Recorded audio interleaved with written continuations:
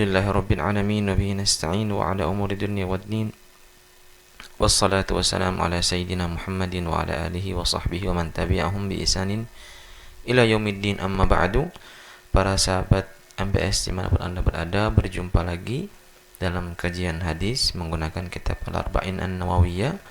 Pada kesempatan hari ini kita akan membahas hadis yang ke-19 yang dikumpulkan oleh Imam An-Nawawi dalam kitabnya Al-Ahadits Al-Arba'in. Dan hadis yang ke-19 ini merupakan nasihat dari Rasulullah SAW untuk kita terapkan bersama.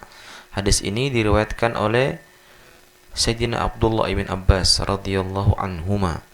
Qala an Abil Abbas, Abdullah ibn Abbas, an Abil Abbas Abdullah ibn Abbas radhiyallahu anhuma qala kuntu khalfan nabiy sallallahu alaihi wasallam yawman faqala ya gulam inni uallimuka kalimatin ihfazillaha yahfazka ihfazillaha tajidhu tujahaka idza sa'alta fas'alillah wa idza ista'anta fasta'in billah wa'lam anna al-ummata law ijtama'at ala an yanfa'uka bi syai'in lam yanfa'uka bi syai'in illa bi syai'in qad katabahu Allahu lak wa in ijtama'u ala an yadurruka bi syai'in lam yadurruka illa bi syai'in qad katabahu Allahu 'alaik rufi'atil aqlamu wa juffatis suhuf. Rawahu Tirmidzi wa qala hasanun sahih. Wa fi riwayati ghairi Tirmidzi, dalam riwayat yang lain, wala ihfazillaha tajidhu amamaka ta'arraf ila Allah fir raha ya'rifka fi shiddah wa'lam anna ma akhta'aka lam yakun liyusibak wa ma asabaka lam yakun liyukhti'ak wa'lam anna nasra ma'as sabri wa anna al-faraja ma'al karab wa anna ma'al usri yusra. Hadis ini diriwayatkan dari Sayyidina Abdullah bin Abbas radhiyallahu anhuma. Beliau berkata dalam hadis ini, kita artikan dulu ya, bahwasanya kuntu khalfan Nabi sallallahu alaihi wasallam yauman, saya berada di belakang Nabi sallallahu alaihi wasallam pada satu waktu. Faqala li, maka kemudian Rasulullah SAW itu berkata kepada saya, ya gulam, wahai anak kecil, inni u'allimuka kalimatin, saya akan mengajarkan kepadamu beberapa kalimat, beberapa ucapan, beberapa ajaran.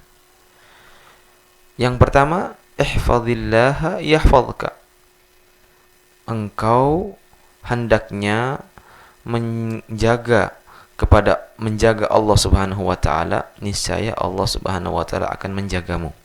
Artinya secara letterleknya ya, engkau menjaga Allah Subhanahu wa taala, niscaya Allah Subhanahu wa taala akan menjagamu.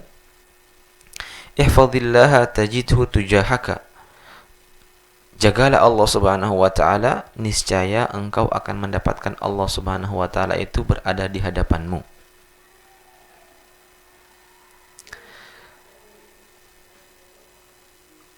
Idza sa'alta fas'alillah, apabila engkau memohon, meminta, maka mintalah kepada Allah Subhanahu wa taala. Wa idza ista'anta fasta'in billah, dan apabila engkau meminta pertolongan, maka mintalah pertolongan kepada Allah Subhanahu wa taala. Wa'lam anna al-ummata law ijtama'at ala an yanfa'uka bi syai'in la yanfa'uka illa bi syai'in qad kataballahu lak.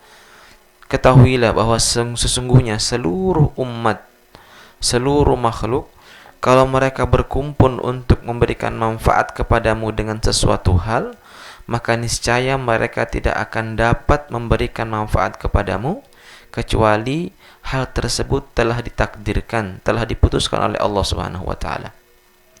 Begitu juga sebaliknya, wa in ijtama'u ala an yadurruka bi syai'in, ketika mereka berkumpul untuk memberikan kemudaratan kepadamu dengan sesuatu hal, lam yadurruka illa bi syai'in qad kataballahu 'alaik, niscaya mereka tidak mampu untuk memberikan kemudaratan bagimu kecuali hal tersebut telah ditulis oleh Allah Subhanahu wa taala, telah ditetapkan oleh Allah Subhanahu wa taala.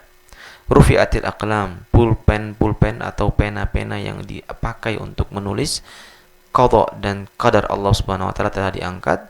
Wa juffatis suhuf, dan lembaran-lembaran yang ditulis di atasnya itu takdir Allah Subhanahu wa taala telah mengering. Ini arti secara letter-leknya. Rawahu Tirmidzi, hadis ini diriwayatkan oleh Imam Tirmidzi, wa qala hasanun sahih. Hadis ini hadis hasan dan sahih. Wa fi riwayati ghairi Tirmidzi, dalam riwayat yang selain daripada Imam Tirmidzi, hadis riwayat yang lain, ihfadillaha tajidu amamaka. Redaksi yang lain, jagalah Allah Subhanahu wa taala, niscaya engkau akan mendapatkan Allah Subhanahu wa taala itu berada di hadapanmu. Ta'arraf ilallahi fir rakha ya'rifka fi syiddah. Kenalkan dirimu kepada Allah Subhanahu wa taala ketika masa lapang, insyaallah Allah akan mengenalmu ketika masa sulit. Wa'lam annama akhta'aka lam yusibak. Ketahuilah sesungguhnya apa yang ditetapkan tidak akan luput daripadamu. Wa ma asabaka lam yakun liyukhti'ak, dan apa yang ditetapkan untuk menimpamu juga tidak akan luput daripadamu. Wa'lam, ketahuilah sesungguhnya anna nasram as-sabr, kemenangan itu bersama dengan kesabaran. Wa annal faraja ma'al karbi, sesungguhnya kemudian kelapangan itu bersama dengan kesusahan. Wa anna ma'al usri yusra, dan kesulitan akan bersama dengan kemudahan. Hadis ini, riwayat yang lain ini itu diriwayatkan oleh Imam Ahmad dalam Musnadnya, dan juga ada diriwayatkan oleh Imam At-Tabarani dalam Al-Mu'jam Al-Kabir, dan Al-Hafidz Al-Haythami mengatakan bahwa hadis ini ada sedikit dhaifnya, riwayat yang kedua ini. Naam. Hadis ini menerangkan beberapa perkara yang bisa kita ambil manfaat, beberapa ajaran Nabi Sallallahu Alaihi Wasallam yang bisa kita praktekkan sehari-hari, dan ini salah satu hadis juga yang menunjukkan betapa Rasulullah Sallallahu Alaihi Wasallam itu bisa menyampaikan satu hal yang sangat besar di dalam ucapan yang sangat ringkas, yang sering kita dengar dengan istilah jawami'ul kalim. Nabi Sallallahu Alaihi Wasallam mengucapkan beberapa kata akan tapi memiliki makna yang sangat luas, makna yang sangat dalam.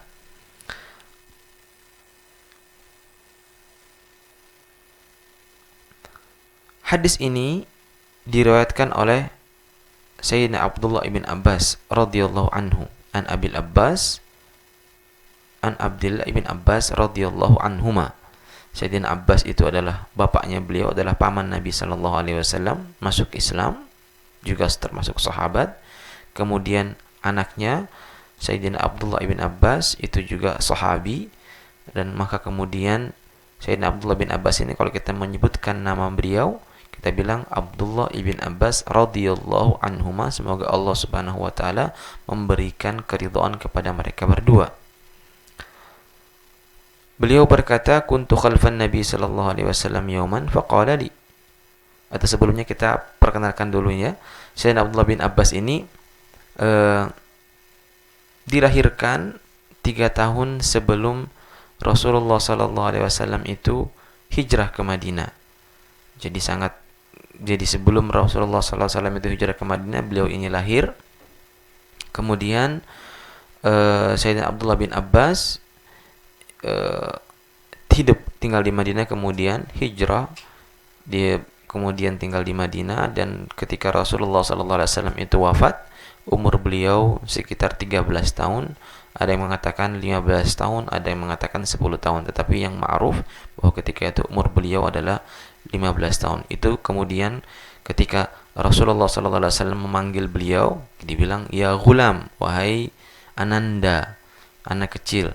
Karena ghulam itu dalam bahasa Arab sebutan bagi seorang anak yang setelah disapih oleh ibunya sampai kemudian dia masuk pada akil baligh, itu disebut dengan ya ghulam dalam bahasa Arab. Dan beliau sangat ma'ruf, sangat kita ketahui merupakan terjemahanul Quran, merupakan habrul ummah, alimnya umat ini, ahli tafsir. Ini semua berkat doa Nabi sallallahu alaihi wasallam, Allahumma faqihu fid din wa 'allimhu ta'wil. Allah meminta kepada Sayyidina Abdullah bin kepada Allah Subhanahu wa taala agar memberikan kepada Abdullah bin Abbas ini radhiyallahu anhuma diberikan kepemahaman dalam agama, dan Allah Subhanahu wa taala mengajarkan kepada beliau ta'wilul Quran. Juga oleh Nabi sallallahu alaihi wasallam didoakan Allahumma 'allimhul hikmata wa ta'wilal Quran. Didoakan agar diberikan hikmah dan juga diberikan kemudahan dalam memahami mentakwilkan Al-Quran. Allahumma barik fihi wansyur minhu. Semoga Allah Subhanahu wa taala memberikan keberkahan kepada Sayyidina Abdullah bin Abbas dan juga memperbanyak keturunannya. Waj'alhu min ibadikas salihin. Allahumma zidhu ilman wa fiqhan. Tambahlah ilmunya dan tambahlah pemahamannya. Ini kemudian doa dari Rasulullah SAW, sehingga tidak heran, tidak menjadi aneh kemudian beliau itu merupakan, walaupun beliau itu kecil ketika bersama Rasulullah SAW, kemudian menjadi seorang ulama dari para ulama sahabat, seorang pemuka daripada pemuka sahabat, karena doa-doa yang didoakan oleh Nabi SAW. Dan diriwayatkan dalam hadis yang sahih bahwa 2 kali beliau itu melihat malaikat Jibril, dan itu kemudian yang menyebabkan beliau di akhir hayatnya itu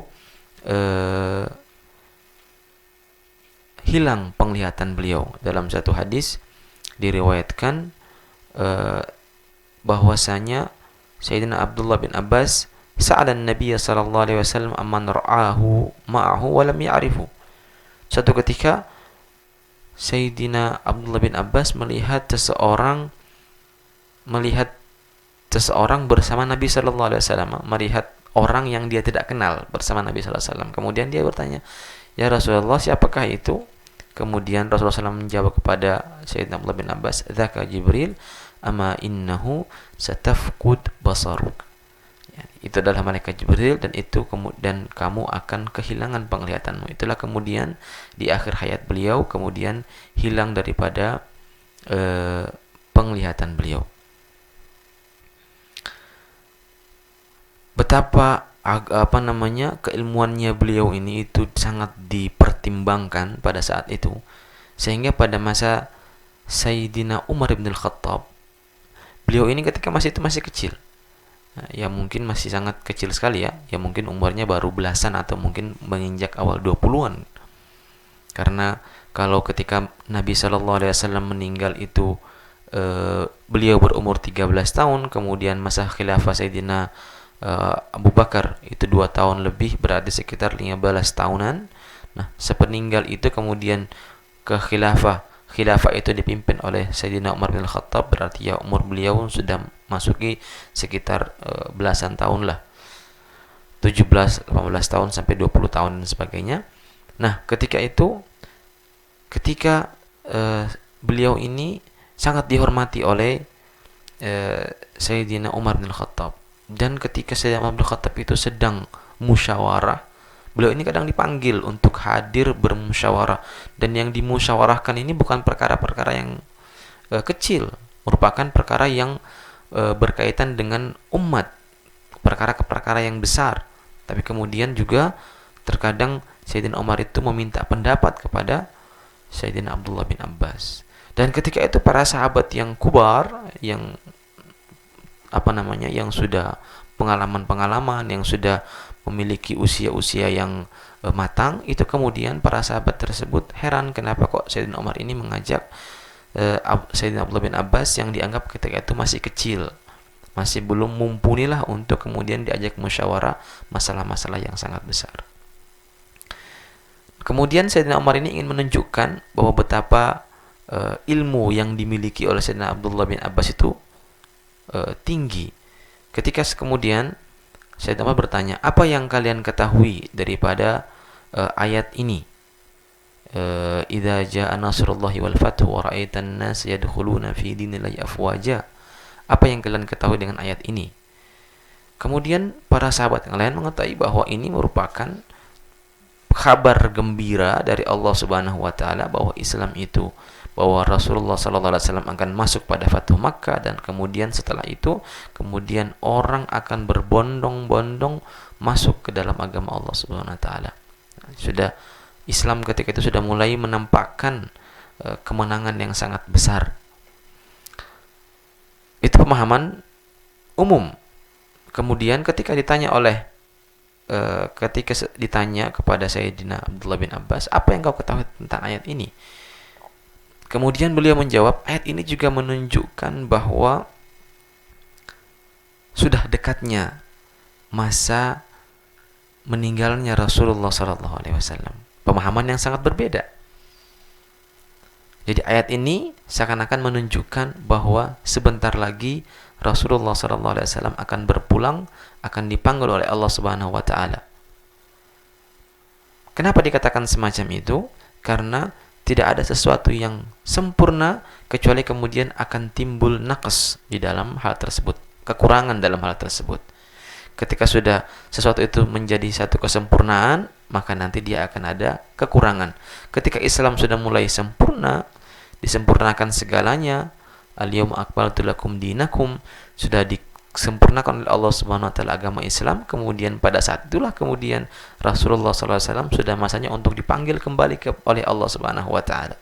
Pemahamannya beliau. Nah, itu kemudian yang menjadikan para sahabat yang lain itu mengakui bahwa Sayyidina Abdullah bin Abbas ini memiliki keutamaan dalam memahami Al-Quran.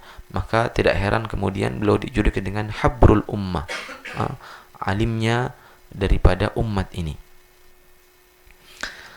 Beliau meninggal di Taif dan dimakamkan di Taif.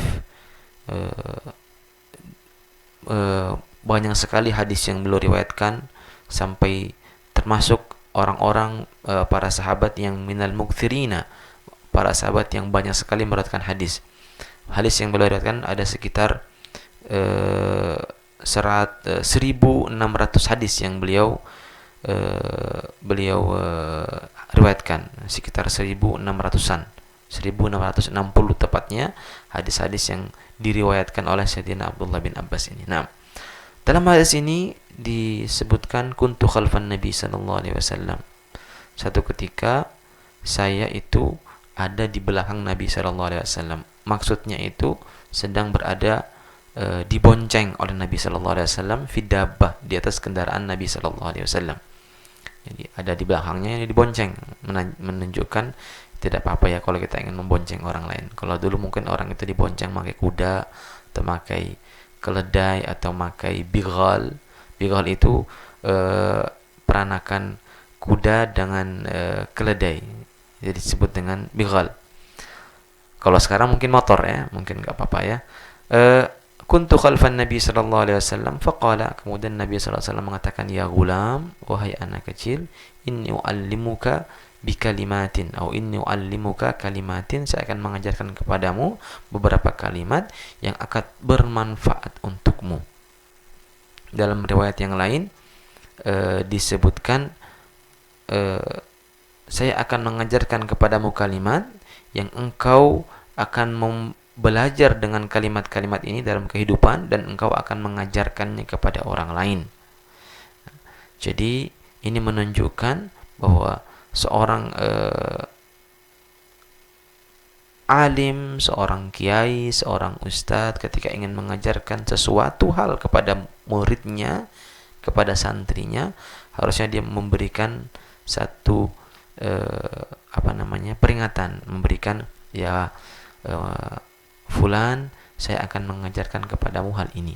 Itu juga menjadi kesunahan apabila kemudian kita ingin mengikuti apa yang seperti yang pernah dilakukan oleh Nabi Sallallahu Alaihi Wasallam. Karena itu kemudian akan menjadikan seorang santri itu, ketika kita katakan saya akan mengajarkan kepadamu beberapa hal, nanti kemudian dia akan yashtaddu intibah, dia akan fokus dengan apa yang akan diajarkan oleh gurunya, yaitu kemudian sebagai pembuka. Ini yang diajarkan oleh Nabi sallallahu alaihi wasallam.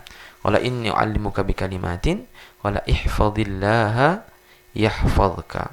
Jagalah Allah Subhanahu wa taala, niscaya Allah akan menjagamu. Apa yang dimaksud dengan menjaga Allah Subhanahu wa taala di sini adalah menjaga seluruh perintah-perintah Allah Subhanahu wa taala, seluruh hal-hal fardu-fardu yang diperintahkan kepada kita untuk kita kerjakan dan tidak boleh untuk kita tinggalkan. Seluruh batasan-batasan yang telah digariskan oleh Allah Subhanahu wa taala tidak boleh kita lampaui. Kita harus nulazim kepada takwa Allah Subhanahu wa taala, kita harus meninggalkan segala hal-hal yang dilarang, dan ketika harus menjauhi segala hal-hal yang tidak diridhoi oleh Allah Subhanahu wa taala. Ini maksud adalah daripada ihfazillaha yahfazka. Kita jaga dalam beribadah, kita jaga, kita lakukan dengan sebenar-benarnya. Dalam muamalah, dalam kita berinteraksi dengan manusia, kita harus sesuai dengan apa yang dikariskan, apa yang diputuskan, apa yang menjadi undang-undang dalam Islam. Kita harus lakukan semua, dan segala hal yang dilarang kita harus tinggalkan. Segala hal yang merupakan perkara-perkara yang tidak disenangi oleh Allah Subhanahu wa taala kita jauhi. Ini merupakan bentuk daripada penjagaan kepada Allah Subhanahu wa taala. Bukan di sini artinya penjagaan kita menjaga Allah, tidak, tetapi kita menjaga seluruh perintah-perintah Allah Subhanahu wa taala dan kita meninggalkan seluruh larangan-larangan Allah Subhanahu wa taala, dan ini merupakan inti daripada takwa yang kita sebutkan pada pertemuan yang lalu. Dan ini merupakan perintah daripada Rasulullah sallallahu alaihi wasallam kepada kita semua. Dan balasannya apa? Balasannya kita akan mendapatkan penjagaan dari Allah Subhanahu wa taala. Kita akan dijaga dalam diri kita, dalam keluarga kita, dalam dunia yang kita miliki, dalam agama kita, apalagi kemudian dalam keadaan kita meninggal. Kalau kita menjaga seluruh apa yang diperintahkan oleh Allah Subhanahu wa taala, meninggalkan seluruh apa yang dilarang oleh Allah Subhanahu wa taala, niscaya juga Allah akan menjaga kita, baik di dunia walaupun di akhirat. Karena biasanya innamal jaza'u min jinsil amal. Balasan yang diberikan itu sesuai dengan apa yang kita buat. Ketika kita menjaga segala perintah oleh Allah Subhanahu wa taala, niscaya juga Allah Subhanahu wa taala akan menjaga kita. Wa aufu bi ahdi ufu bi ahdikum. Dalam firman-Nya Allah berfirman, aufu bi ahdi ufu bi ahdikum, tunaikanlah segala janji-janji kalian kepadaku, niscaya aku akan menunaikan segala janji-janjiku kepada kalian. Karena ketika seseorang itu berada sebelum dilahirkan ke dunia ini, seluruh makhluk itu bersaksi bahwa tiada Tuhan selain Allah Subhanahu wa taala. Dan dia akan melakukan segala sesuatu yang dia janjikan kepada Allah Subhanahu wa taala. Setiap kita salat, kita mengatakan inna salati wa nusuki wa mahyaya wa mamati lillahi rabbil alamin. Janji. Sesungguhnya salatku, ibadahku, hidupku dan matiku semuanya kembali kepada Allah Subhanahu wa taala. Kalau kita melaksanakan janji kita ini semua, maka niscaya Allah Subhanahu wa taala juga akan menunaikan janjinya. Allah berjanji bahwa orang yang bertakwa kepada Allah Subhanahu wa taala akan mendapatkan kemudahan di dunia, akan mendapatkan keselamatan di akhirat. Fadhkuruni adzkurkum. Ingatlah aku, niscaya aku akan mengingat kalian. Jadi selamanya sesuatu amalan itu akan diberi ganjaran, akan diberi balasan seperti apa yang kita lakukan. In tansurullaha yansurkum. Apabila kalian menolong agama Allah Subhanahu wa taala, niscaya Allah akan menolong kalian. Dan ini kemudian bentuk daripada penjagaan Allah Subhanahu wa taala. Kemudian diulang lagi kata yang kedua yang disampaikan oleh Nabi sallallahu alaihi wasallam, ihfazillaha tajidhu tujahaka. Jagalah Allah Subhanahu wa taala, niscaya engkau akan mendapatkan Allah Subhanahu wa taala di hadapanmu. Tujahaka itu artinya di hadapanmu. Dari asalnya itu wujaha, menggunakan wawu, kemudian wawunya itu diganti dengan ta, jadinya kemudian tujahaka. Jadi tajidhu ma'aka, artinya tajidhu tujahaka, engkau akan mendapati ketika engkau menjaga segala sesuatu perintah Allah, menjauhi segala larangannya, niscaya Allah Subhanahu wa taala engkau akan dapati di depanmu. Artinya di sini adalah engkau akan bersama Allah Subhanahu wa taala.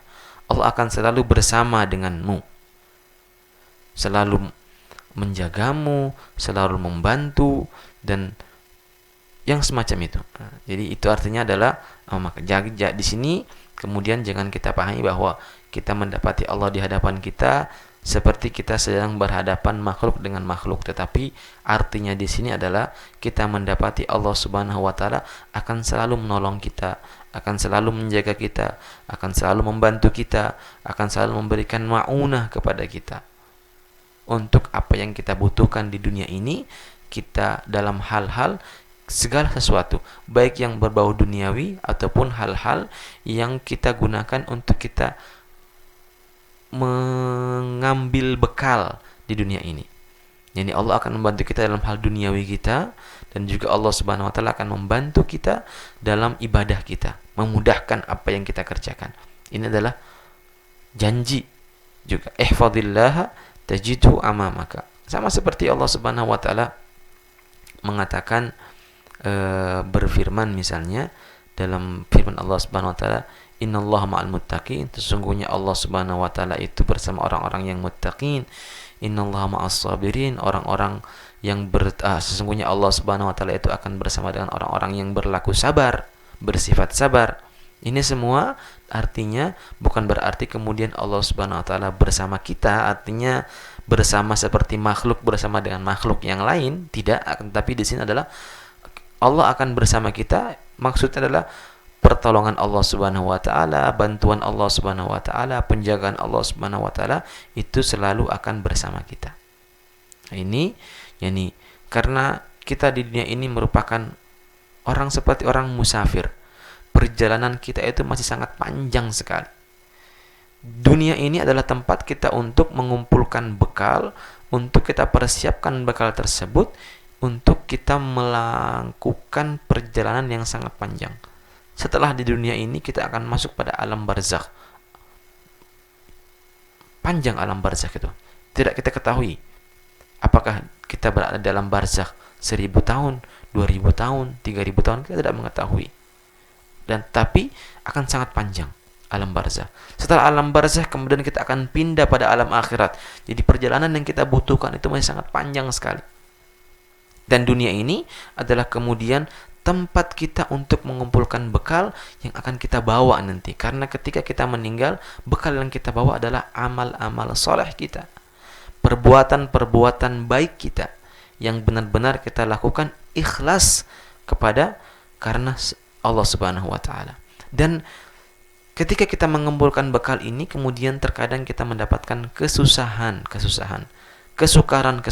Tetapi kemudian kalau kita menjaga segala perintah Allah Subhanahu wa taala, maka kita akan dimudahkan.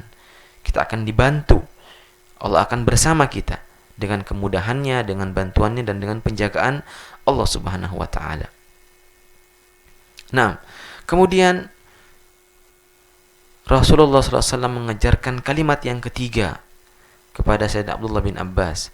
Qala idza sa'alta fas'alillah. Apabila engkau ingin meminta kepada Allah meminta sesuatu, maka mintalah kepada Allah Subhanahu wa taala. Idza aradta su'ala, jika kita ingin meminta, maka mintalah kepada Allah Subhanahu wa taala. Niscaya Allah Subhanahu wa taala akan memberikan apa yang kita minta. Dalam firman-Nya Allah berfirman, was'alullaha min fadli. Mintalah kepada Allah Subhanahu wa taala daripada kemurahan, daripada keutamaan-keutamaan yang Allah miliki, kekayaan dan segalanya, semua diminta oleh Allah Subhanahu wa taala. Jangan kita minta kepada selain Allah Subhanahu wa taala. Karena sesungguhnya Allah itu Maha dermawan, Maha loman. Allah khazainul ardi, seluruh kunci-kunci kekayaan yang ada di alam semesta ini itu semuanya milik Allah Subhanahu wa taala. Tidak ada yang tidak mampu untuk Allah Subhanahu wa taala. Allahu qadirun, Allahu mu'ti, Allahu karim, Allahu mutafaddil, Allahu manih, semuanya. Allahu razzaq. Mau minta rizki sama Allah Subhanahu wa taala. Allah itu maha pemberi rizki, maha mampu, maha pemberi, maha dermawan, semuanya ada pada Allah Subhanahu wa taala. Dan tidak akan mengurangi sedikit pun apa yang kita minta ketika kita diberikan oleh Allah Subhanahu wa taala. Yani sekalipun sebenarnya setelah seperti yang telah kita bahas pada hadis-hadis yang sebelumnya, bahwa kemudian manusia itu telah digariskan rizkinya oleh Allah Subhanahu wa taala. Fulan ibn fulan rizkinya selama dunia ini sekian miliar misalnya, dan kemudian dia tidak akan meninggal kecuali dia telah mendapatkan segala yang sudah ditetapkan oleh Allah Subhanahu wa taala daripada rezeki tersebut. Tapi kalau kita ingin meminta, kita minta kepada Allah Subhanahu wa taala karena kita tidak mengetahui kita ditakdirkan itu akan mendapatkan berapa, sehingga kemudian kita minta kepada Allah Subhanahu wa taala. Karena permintaan kita itu juga merupakan daripada ketetapan Allah Subhanahu wa taala. Ketika Allah menetapkan fulan ibn fulan misalnya ya akan mendapatkan rezeki 2 miliar selama dia hidup misalnya. Dan Allah juga menetapkan bahwa fulan ibn fulan tersebut ketika dia berdoa kepada Allah Subhanahu wa taala meminta tambahan pada rezekinya, maka rezekinya itu akan ditambah menjadi 10 miliar misalnya. Berarti juga doa yang kita ucapkan meminta kepada Allah Subhanahu wa taala itu merupakan juga ketetapan oleh Allah Subhanahu wa taala. Semuanya ditetapkan oleh Allah Subhanahu wa taala. Akan tetapi kita harus meminta kepada Allah Subhanahu wa taala. Wa idza sa'alta fas'alillah, karena semuanya itu adalah milik Allah Subhanahu wa taala. Hanya Allah yang akan memberikan kepada kita. Begitu juga minta pertolongan, meminta bantuan. Qala, kemudian diajarkan oleh Nabi sallallahu alaihi wasallam, wa idza sta'anta fasta'in billah. Minta pertolongan baik berkenaan dengan perkara dunia atau perkara akhirat, juga kita minta pertolongan kepada Allah Subhanahu wa taala. Karena kita telah mengetahui bahwa Allah Subhanahu wa taala itu yang maha mampu, yang maha bisa. Sedangkan kita tidak memiliki kekuatan apa-apa, sehingga kemudian kita sering mengatakan la haula wala quwwata illa billahil aliyyil azim.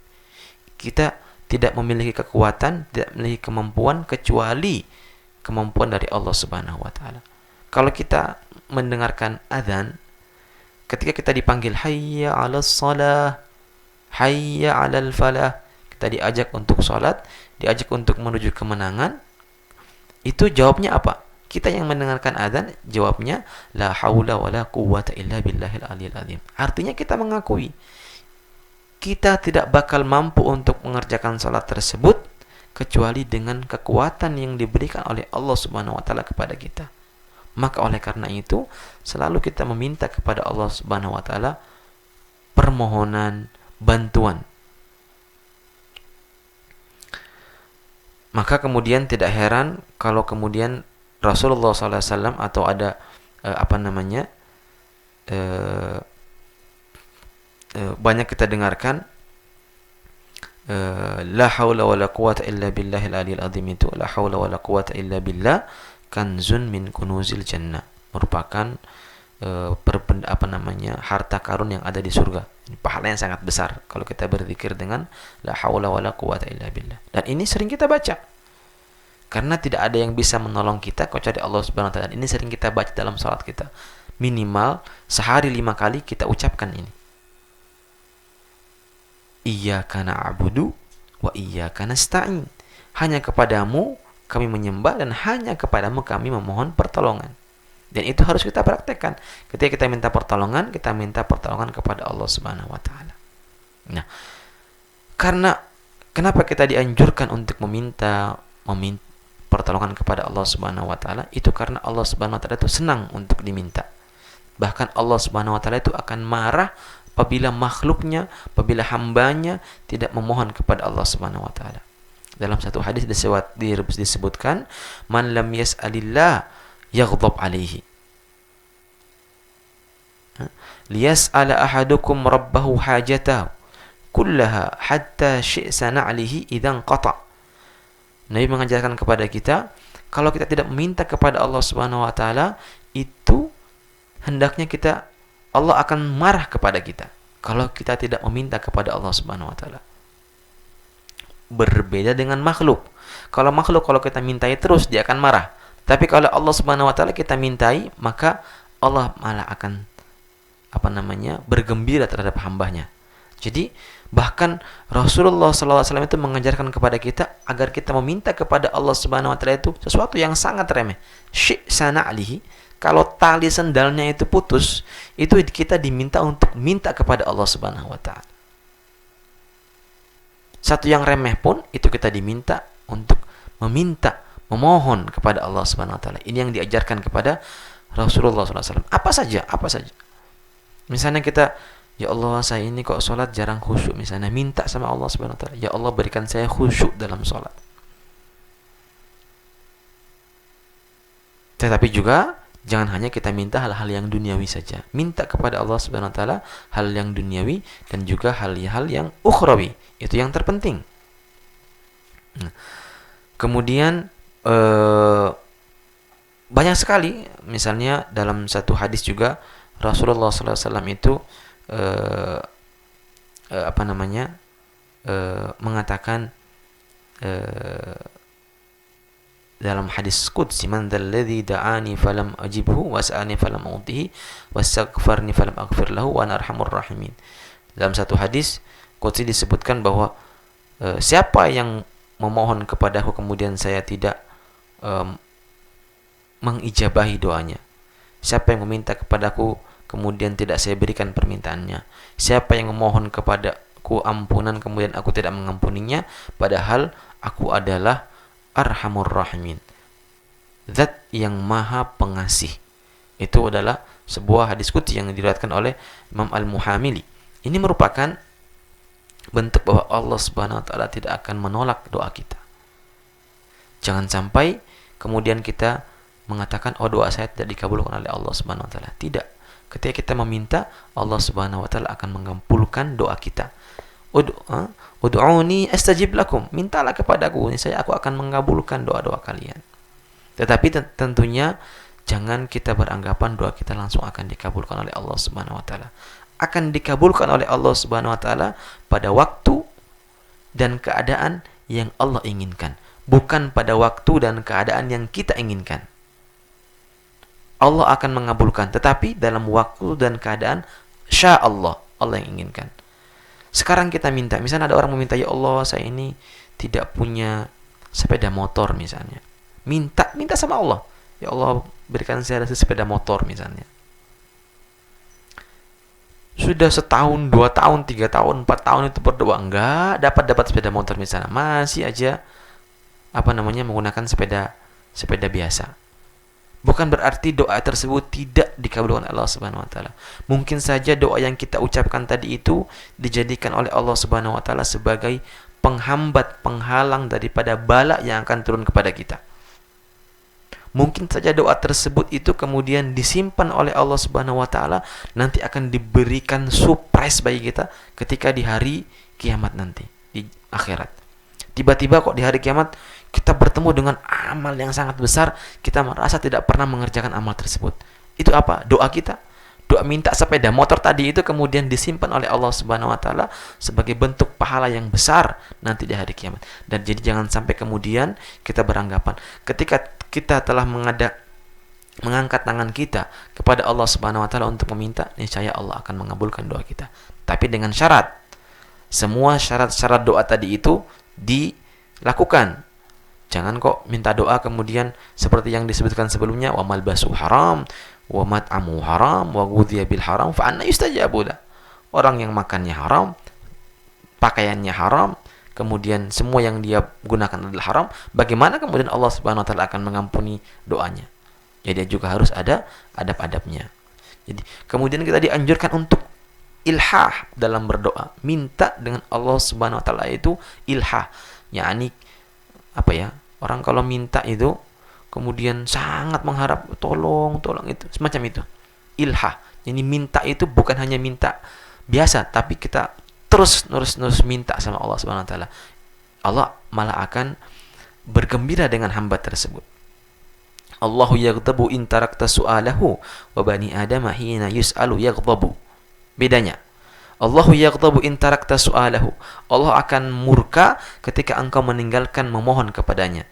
Wa bani Adam hina yus'alu yaghdabu. Tetapi bani Adam, manusia, kalau sering diminta, dia akan marah. Cobalah jenengan misalnya, Anda coba untuk punya teman, tiap hari minta sama dia. Lama-lama dia mangkel, bosan sama jenengan. Tiap hari kok dimintai. Manusia. Tetapi Allah Subhanahu wa taala kebalikan daripada itu. Nah, dan juga di sini dianjurkan meminta, hanya minta kepada Allah Subhanahu wa taala. Jangan minta kepada makhluk.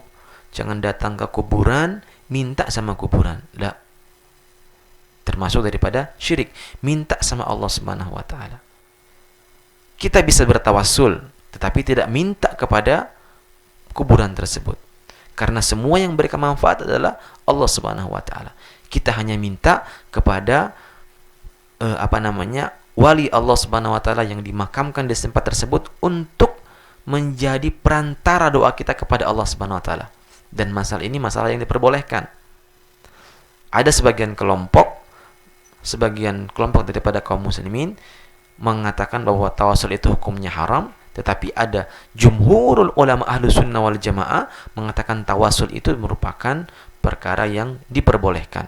Dan para ulama mengatakan mulai dari zaman sahabat sampai abad ke-8 Hijriah, perkara ini itu bukan perkara yang dipermasalahkan. Tawasul tidak ada yang mempermasalahkan. Kemudian muncul seorang alim bernama Syekh Ibn Taimiyah, kemudian beliau mengharamkan tawasul ketika itu.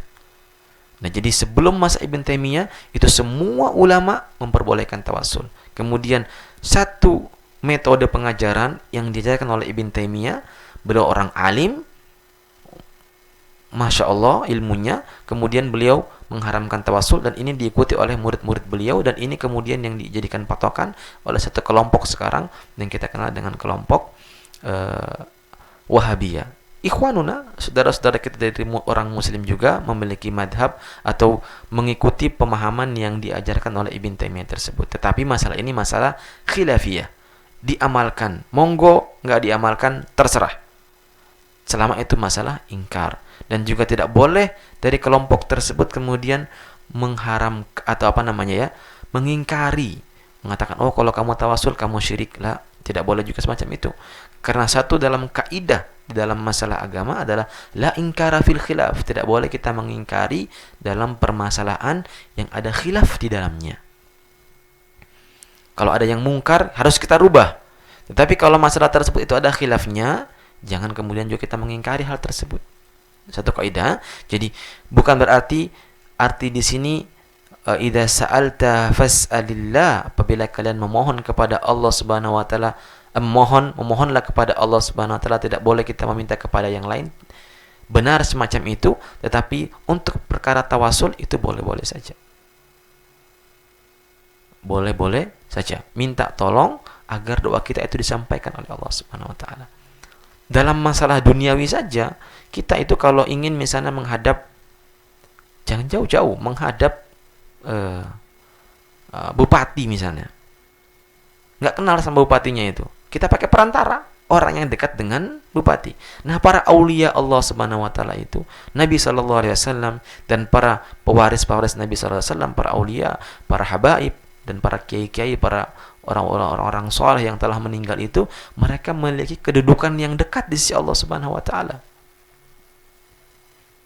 Seperti misalnya para sahabat, para tabi'in, ulama-ulama, para aulia, mereka memiliki kedudukan yang dekat di sisi Allah Subhanahu wa taala, sehingga kemudian kita meminta melalui perantara mereka.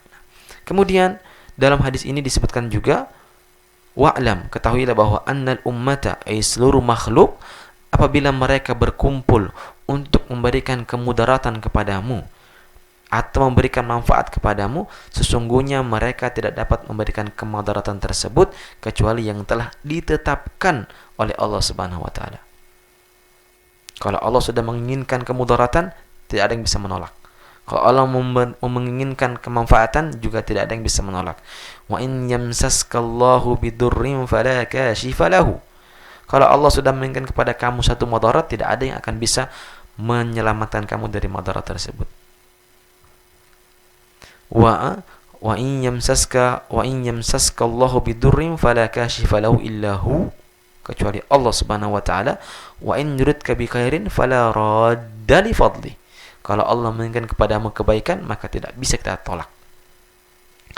Nah, itu merupakan firman dari Allah Subhanahu wa taala yang sudah kita ketahui. Ini semua segala sesuatu telah ditetapkan oleh Allah Subhanahu wa taala. Apa yang mengenai kita daripada musibah, daripada madarat, daripada sakit, daripada ketidaksenangan, daripada rasa galau dan sebagainya misalnya, itu semua sudah ketetapan Allah Subhanahu wa taala. Dan apa yang menimpa kita yang kita dapati dari kesenangan duniawi, dari rezeki yang banyak, rumah yang mewah, mobil yang mewah juga, dan itu semua merupakan kebaikan atau segala sesuatu yang diinginkan oleh Allah Subhanahu wa taala untuk kita dapatkan, baik perkara dunia atau perkara akhirat. Dan tidak bisa ditolong. Dan ini semua merupakan ilmu daripada Allah Subhanahu wa taala, ilmu qadim. Jadi ketetapan Allah Subhanahu wa taala seperti yang kita jelaskan sebelumnya itu adalah ketetapan sesuai dengan ilmu Allah Subhanahu wa taala. Allah sudah mengetahui fulan ibn fulan akan mendapatkan madarat pada jam sekian, tanggal sekian, hari ini, di tempat ini.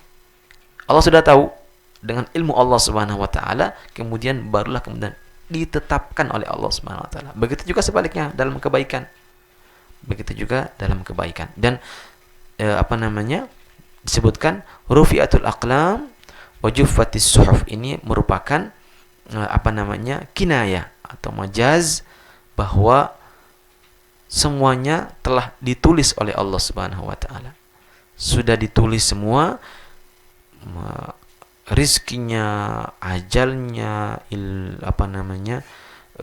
apakah dia orang yang sengsara atau orang yang dia bahagia nanti di akhirat, semua sudah ditetapkan oleh Allah Subhanahu wa taala. Tetapi kita tidak mengetahuinya. Kita hanya diperintahkan untuk beramal saja. Kullun muyassarun lima khuliqa lahu. Kalau kita di dunia ini beramal baik terus, berarti kita insya Allah akan di akhirat akan menjadi orang yang baik, mendapatkan surganya Allah Subhanahu wa taala. Kita tidak mengetahui kita nanti akan masuk neraka atau masuk surga. Tetapi kalau di dunia ini kita berusaha untuk mengamalkan amal-amal yang baik, insya Allah nanti kita akan mendapatkan kenikmatan, mendapatkan surga, mendapatkan ampunan, mendapatkan pertolongan oleh Allah Subhanahu wa taala di akhirat nanti. Nah, ini semua merupakan hal-hal yang telah ditetapkan oleh Allah Subhanahu wa taala. Masih ada tadi belum kita jelaskan, dan hadis ini dikatakan oleh Imam Tirmidzi hadis hasanun sahih. Hadis hasanun sahih, hadisnya itu hasan, ya juga sahih.